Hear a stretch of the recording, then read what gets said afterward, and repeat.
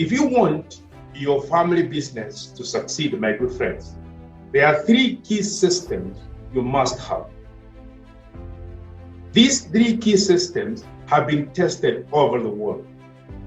Research has been done about their success. It has been found that the odds of succession from one generation to another, success of various businesses that you know, the big kind of business, the Tata Group, the Ford Group, all those three key systems are there. Number one is proper business systems.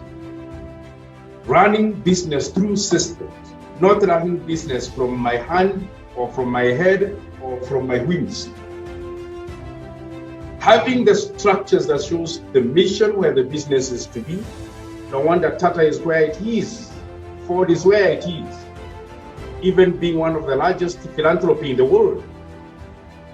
Having a strategy,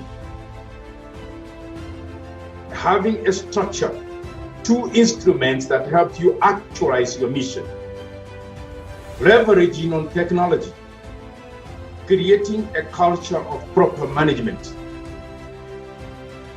putting systems like those of reward for performance and information, and developing proper product. Business systems, my good friends, very, very critical in making sure our business succeeds.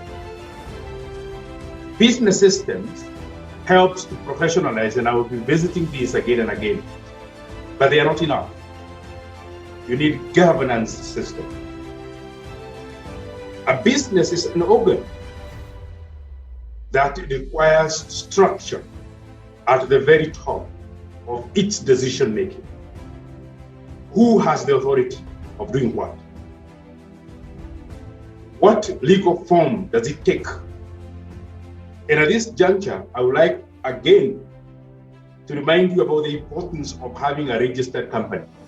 I have done several webinars, insurance, taxation, all of which I have mentioned the importance of having your business formalized in the nature of a company. Because it's a lot easier to distribute ownership of shares rather than ownership of assets in a business. When you distribute assets, the business is gone. But when you distribute shares, the business remains. That's governance system. I will revisit this today because we are looking at how to convert the business to management-led, because this becomes very critical in setting management-led structure. My good friends, number three is setting family systems. We ignore this area a lot, particularly those of us from African background, because we have a certain culture of life, but it was not a business culture, so to speak. So sometimes roles and relationships are not clearly defined. Sometimes cultural patterns may go against the growth of business. Questions like who should inherit and who should be the CEO. And also making decisions of the family, because family decisions sometimes affect business decisions. These are three key pillars. They are very much elaborated in previous webinars I had, and as I said, if you want, I will share this with you. But to emphasize again, governance integration requires us to think the three pillars: the ownership, the business, and the family. In the family, we are going to maintain a good relation if we set three key structures: a family council, and I'm going to visit this a little bit, family assembly, and foundation. In the business, we must have systems of operations. This is where directors come in to guide the business for us, management, and also developing system of career development. In the ownership, we need what we call shareholders assembly or AGM. Better still, we need a structure of relationship as shareholders now, because we are not just brothers and sisters, not just husband and wife, but we are shareholders of the business. These key things form foundation, my good friends. I would strongly encourage you There are many times I've consulted several family businesses developing these. Many of them would wish they had done this a long time ago. Unfortunately, some of them begin this when wrangles have already come in, when everything is looked at with suspicion. It becomes very difficult for them to agree on any one single line in the documents. How I wish you do this long before you transfer the business, long before challenges come in, like those of inheritance, like those of differences in the family. Professionalizing the business, therefore, requires we must distinguish family values and business values. Of course, we've got to look at areas of integration of these areas of similarity. But we must remember business is business and family is family. We have to keep family in the family, business in the business. And when we go to the business, we keep family issues away so that we deal with business issues. We must set up separate objective for family and objective for business. Where do we want to go as a family? Where do we want to go as a business? That means we have a family strategic plan, but then you have a separate for business strategic plan. As they say, of course, we have met this before. Okay, failing to plan is planning to fail. Besides this, we need to develop effective board of directors. Now, let me see by show of hands again. How many of us have got board of directors in our company? Earlier, you have told me you have companies. Do you have a board of directors? Okay, let me see by show of hands. Very good, excellent, very good. Okay, and it is not just a board of directors for the sake, it's an effective board of directors, one that actually meets, one that actually executes the responsibility of leading. You need to have management of succession and be prepared to relinquish control. Many of us leave it to chance. Many of us leave it to let it happen the way it happen I do. Or God will take care of them. Yes, God will. God will take care of them for sure. But God will take care of them better if you had prepared a path. Clarity about ownership. Okay, clarity about ownership. And I'm going to mention this when again thinking about shareholders again. And of course, implementing proper corporate governance. We keep saying that many businesses will find with problems in performance, with problems in perhaps even the stock exchange. And a lot of times we blame the governance, corporate governance of it. How about ours? How about ours? You will find where there is only one decision maker, everybody must follow. Okay?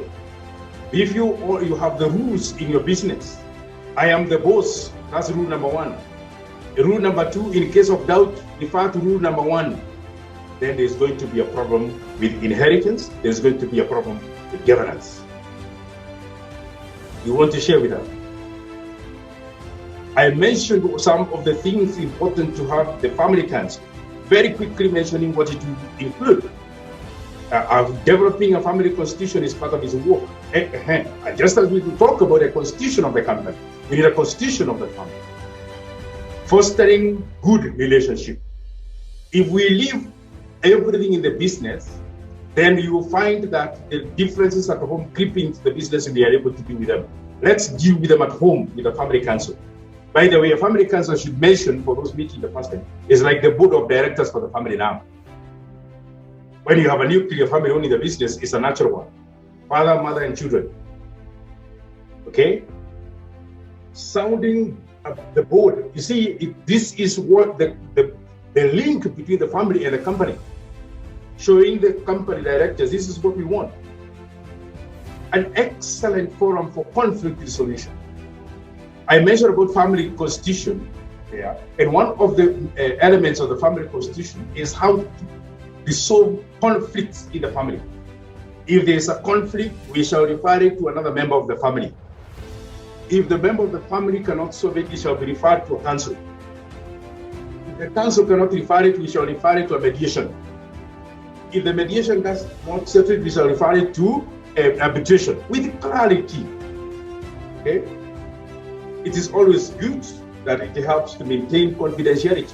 There are some things, you hear some companies that own formulas for hundreds of years, and the formula has never been disclosed to anyone else other than family members. It's in the public country. Maintaining records.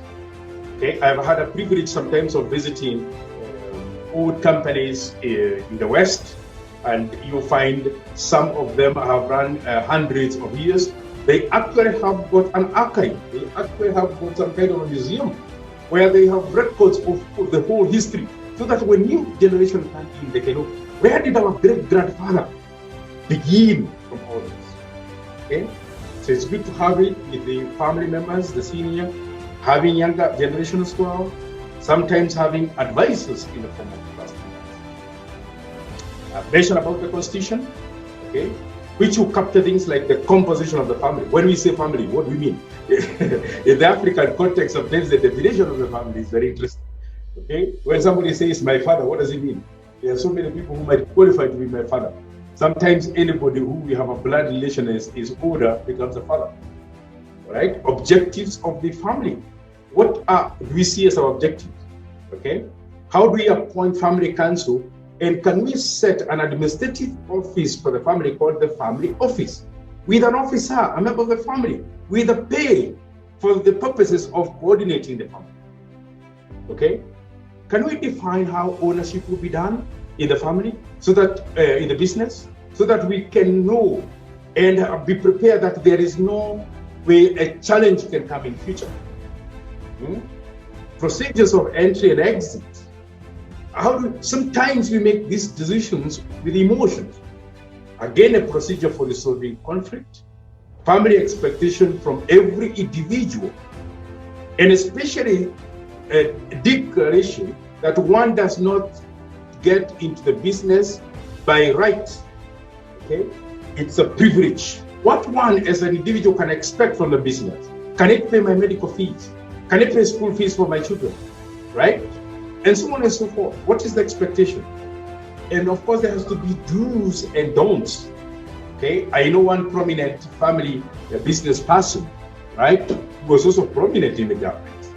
Okay, and one of the don'ts he declared to his children: thou shalt never